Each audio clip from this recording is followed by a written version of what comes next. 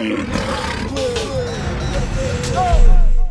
is DJ745 representing for worldofreggae.com, live and direct in the Bobby Digital Studios, the legendary Bobby Digital Studios with Dre Tosh.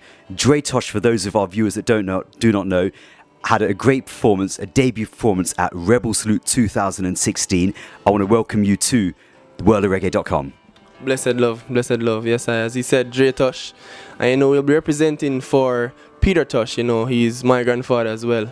So it's a great feeling to be out there, even on Rebel Salute, because it's my debut performance, basically, biggest. So I did my best, and it was well received, and I'm really thankful for that. Really grateful, I appreciate love the whole crowd and stuff. And the spirit is in me, so it's really good to be out there doing what I love and doing what I do the best, Yes, so. Just share with us a little bit about what sort of emotions must have been going through your head before that performance on Saturday night, the early hours of Sunday morning.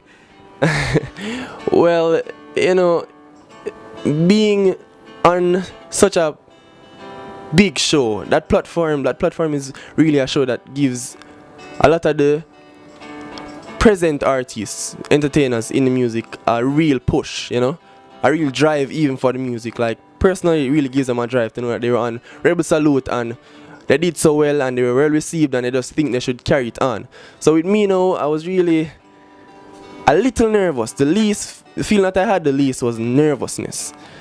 Excitement was what I really had the most, because to hear the crowd really, giving me that response before I even got on the stage, before my father actually, got me on the stage and he said, well, I have a young man around there, Dre Tosh. That really gave me the level of excitement I really needed to do my best on the stage. So excitement was what I really had the most on the stage, Definitely. Did you have any elements of pressure going through your mind before that performance? Well, it's sad to say, but definitely. But it's actually my first big show, so the pressure would be there. And knowing that the people expect a lot from me because they're coming from such a lineage and stuff. So people would really expect the most from me. And the thing is, actually, when I got on the stage and said the first line of the first verse, some call it Zampi, it really gave me the feeling because the crowd started going wild. So the pressure just released from there, definitely. So, World of Reggae viewers, we are talking to Dre Tosh, a very, very rich musical legacy of being the son of Andrew Tosh and the grandson of the legendary Peter Tosh. So, we're talking of someone that's carrying on the movement, the works, moving forwards into 2016 and beyond as well. Definitely, and as I said initially, within me, I have a song I really say, it's kind of sad that I'm seeing this power within me so late, but seeing it right now and acknowledging that legacy that is within me and stuff and that I need to carry on, it really gives me a comfort, a real high level of comfort, I really feel good to know that I have this to carry on, and I really feel like I have a lot of work to do as well. But I'll definitely do what needs to be done. What needs to be done to basically get to even exceed my grandfather's level. Definitely. Now, here in Kingston, Jamaica, you're working alongside a group of brethren and you go as a collective now, Epoch 53, right? Yes. So Epoch 53 actually signifies the second wave. Now, what it is, I am seeing where they had a wave basically like the reggae revival. I'll call it the first wave. So Epoch 53 actually signifies the second wave. And that would be us, because we've been doing a lot of performances just randomly. People just seeing us and people actually love us. I can tell you that much. People actually love us. So we actually summed up what we are, kind of did a few researches and assessed the whole thing and just gave it a name, the Epoch 53, otherwise known as the second wave, but really like it to be called Epoch 53 because it needs to be unique. The second wave sounds so cliche or such. But that's what we really are, and we have Rokkustik here. Yeah, blessed love. Yes, and we also have King Calie. Greetings in the name of His Majesty. So they are my brothers basically, and we do music very well. We have a trio here that each person complement the other, So music really needs that right now, because two heads is always better than one. So I say so.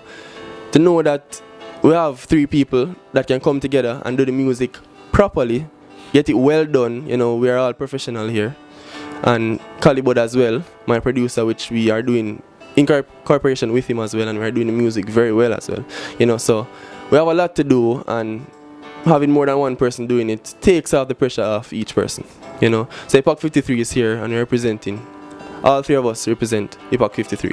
You know, Dre Tosh, Rokkustik and King Calie. Yes, I. So, King Calie, tell the people now, how did the three of you form together as this collective? Well, basically, it came as a spin-off of a different movement that we all were a part of.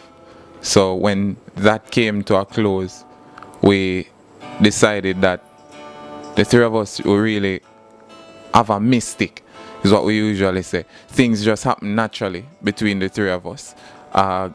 You'll find that more or less we're always thinking along the same lines.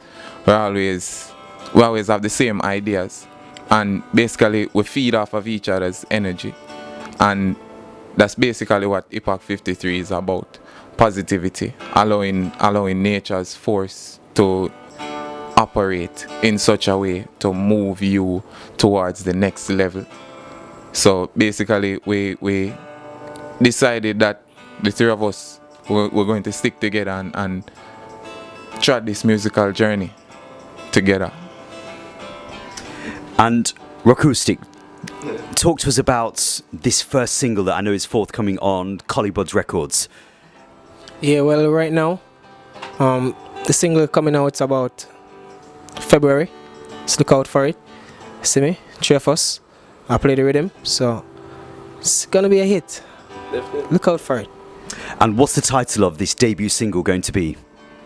Well, it's a juggling. That's what we really call it here in Jamaica when you have more than one person on a rhythm. It's a juggling. And we all have songs on that rhythm. So my song is Things and Times. You can actually ask them the name of their songs. Definitely. Okay. Well, the same question to you as well. Yeah, well, my song's the name Crying. Yeah. And to you as well, King Calie. And my song on the rhythm is called King Calie and Wealth and Politics. And this rhythm juggling that is going to be put out through Calibod Music, the rhythm track itself is called the Pickney Rhythm, I understand. Yes, it's Pickney Rhythm, definitely. What other works are we working towards in 2016 and beyond in terms of, you know, other works in the studio, maybe any touring and things like that? Well, I'm glad that you asked, because since doing Rebel Salute, first of all, just to begin there, my dad kind of got a lot more faith within my music. He really believes in me a lot more right now, you know, because he realized that I'm actually a lot more serious than in the beginning, which everyone grows, so, you know, he should have thought of that, you know, but I am growing to a level now where I can actually take the music on comfortably and actually do what I need to do to be on not his level, but I'll surpass him, definitely. You know, I'm Dre Tosh. I'm going to definitely ensure that is done. If he wants to make it a competition, who cares? But we're going to do what we need to do, you know. And for 2016, we will be doing tours. I'll be doing tours with my dad. I'm definitely going to try to get my brothers on tour, Rokkustik and King Calie.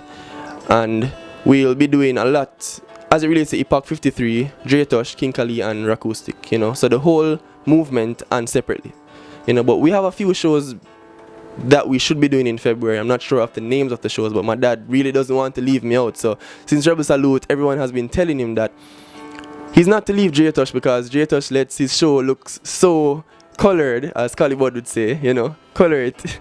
And he should definitely not leave me out of any show anymore. So that's really what, you know, drove him to say, okay, I'll be taking you on tour for some time, you know. And it's really a great feeling to get that from the people, not him, because I guess he would think that, but seeing that the people are saying it to him, it kind of drives him a lot more to say it, you know? Definitely. And in terms of studio works, I mean, can we look forward to more works with Calibod? Because I know that Calibod is a producer that has been in this music industry for years and years. Again, he comes with a very strong musical background. Can we look forward to more works with Calibod as well? Well, definitely. We are speaking about doing a couple of EPs for myself and Rokkustik.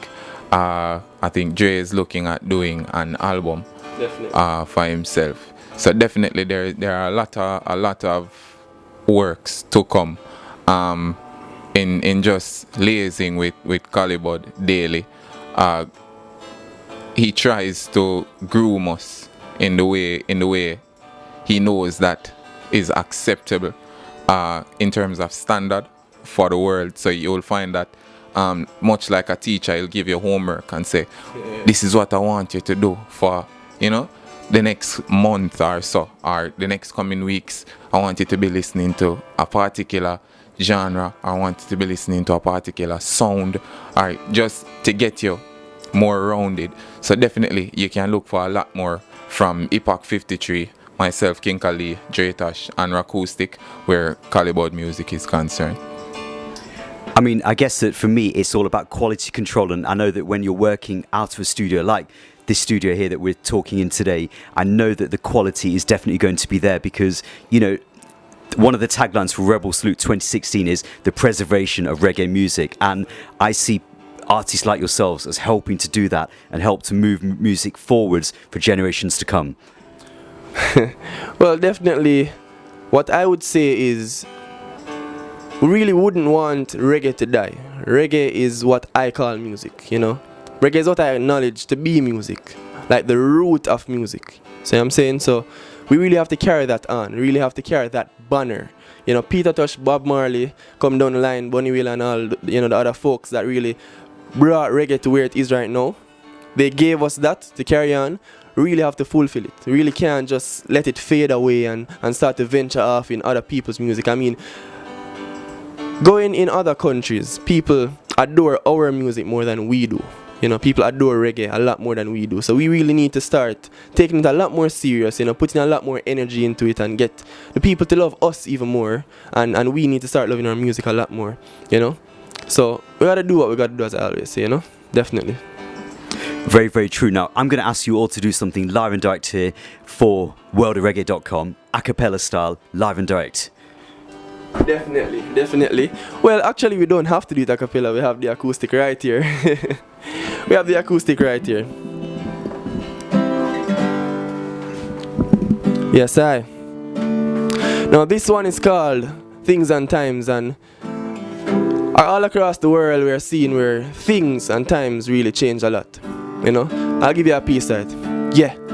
Things and times change, but enough for the better. Seeing me say it change, but it's worse than it's been. Me a fi ask Babylon fi do better and get it together. Why? And me say things and times change, and me say I do worse this. So we ask what we do fi deserve this. I beg your youths to know hold on firmly. Focus on the why. Hey.